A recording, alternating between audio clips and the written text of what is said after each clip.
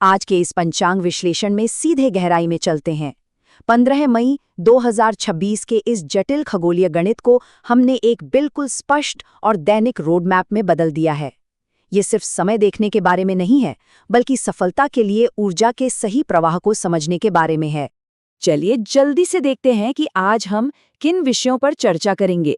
सबसे पहले दिन की ब्रह्मांडीय व्यवस्था, फिर अनुकूल समय, रुकने का महत्वपूर्ण समय, दैनिक व्रत और त्योहार, और अंत में शुक्रवार के लिए एक बहुत ही खास समृद्धि का महाउपाय। तो चलिए शुरू करते हैं पहले भाग से, यानी दिन की मूलभूत ब्रह्मांडीय ऊर्जाओं से। यह शुक्रवार कृष्ण पक्ष के दौरान ज्येष्ठ और वैशाख के महीनों में पड़ रहा है। विक्रम संवत 2023 और ग्रीष्म ऋतु का यह संयोजन अपने आप में एक बहुत ही शक्तिशाली खगोलीय पृष्ठभूमि तैयार करता है। अब यहाँ एक बहुत ही दिलचस्प बात सामने आती है। जरा इस बात पर गौर करें कि दिन भर में इष्टदेव कैसे बदल रहे हैं।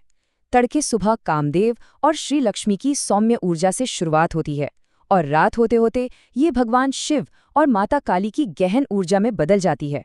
यह हमें साफ तौर पर बताता है कि समय के साथ हमारे कार्यों की प्रकृति भी कैसे बदलनी चाहिए। सूर्य और चंद्रमा की स्थिति को ट्रैक करने पर एक बहुत ही महत्वपूर्ण ग्रहीय परिवर्तन दिखाई देता है। सुबह ठीक 10:06 पर एकदम सटीक समय पर सूर्य मेष राशि को छोड़कर वृषभ राशि में प्रवेश करेगा।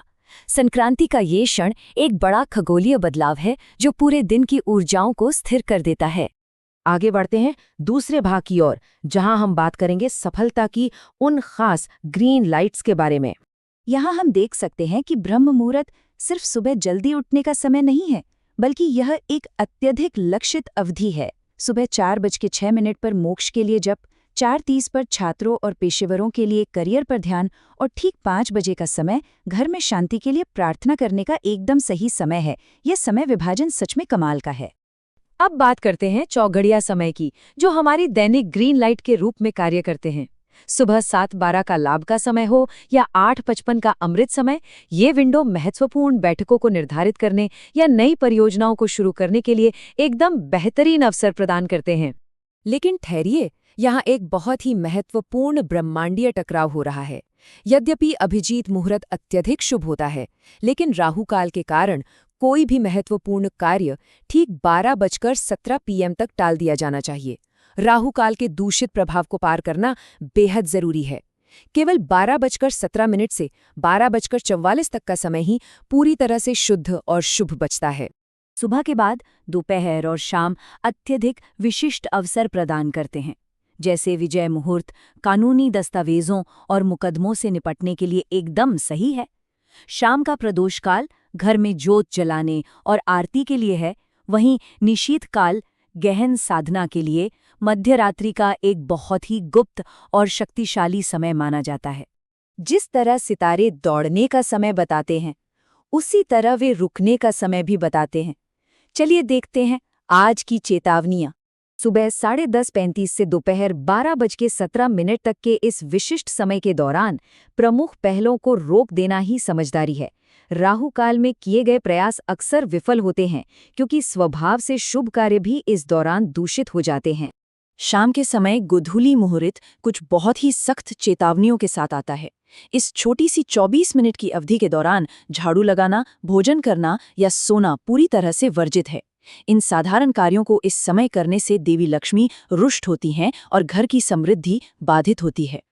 आज पश्चिम दिशा में यात्रा करना दिशा शूल के कारण महत्वपूर्ण बाधाएं पैदा कर सकता है, लेकिन इसका एक बहुत ही आसान सा उपाय भी है।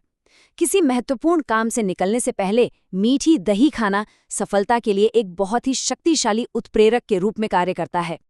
अग्नि अनुष्ठानों के बारे में ये विवरण सच में बेहद रोचक है।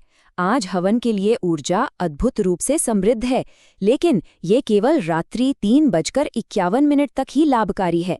इसके बाद अग्निवास आकाश में चला जाता है, जिसे अत्यधिक प्राणनाशक और अशुभ माना जाता है। अब नजर डालते हैं आज के दैनिक व्रतों और त्योहारों पर, जो इन समयों में आध्यात्मिक गहराई जोड़ते हैं। आज का दिन कितना असाधारण है, इसका अंदाजा इसी बात से लगाया जा सकता है कि सर्वार्थ सिद्धि योग इन सभी त्योहारों के ऊपर सफलता की एक बड़ी छतरी की तरह काम कर रहा है। मासिक शिवरात्रि, वृष संक्रांति और वट सावित्री व्रत के साथ शाम 6:44 तक इस योग का रहना दिन के उजाले को किसी भी आध्यात्मिक साधक के लिए चमत्कारी बना देता है। और अब अंत में उस उपाय की बात करते हैं जो विशेष रूप से शुक्रवार की ऊर्जा से जुड़ा है, देवी लक्ष्मी के लिए एक महा उपाय। 16। ये सिर्फ कोई सामान्य संख्या नहीं है, ये लगातार शुक्रवार की वह सटीक न्यूनतम संख्या है जो इस वित्तीय समृद्धि उपाय की पूरी क्षमता को खोलने के लिए आवश्यक है। एक ऐसा नियम जो बड़ा बदलाव ला सकता है। सुबह और शाम महालक्ष्मी अष्टकम का पाठ करने की ये जो लय है, ये आय के नए रास्ते खोलने का काम करती है। आज से शुरू करके अगर अगले 16 शुक्रवार तक नियमित रूप से इस पाठ को बनाए रखा जाए तो घर में देवी लक्ष्मी का स्थायी आशीर्वाद प्राप्त होने की गहरी मान्यता है। खगोलीय गणित एक अद्भुत ब्लूप्रिंट तो प्रदान करता है, लेकिन याद रहे, ये सिर्फ एक दिशा है।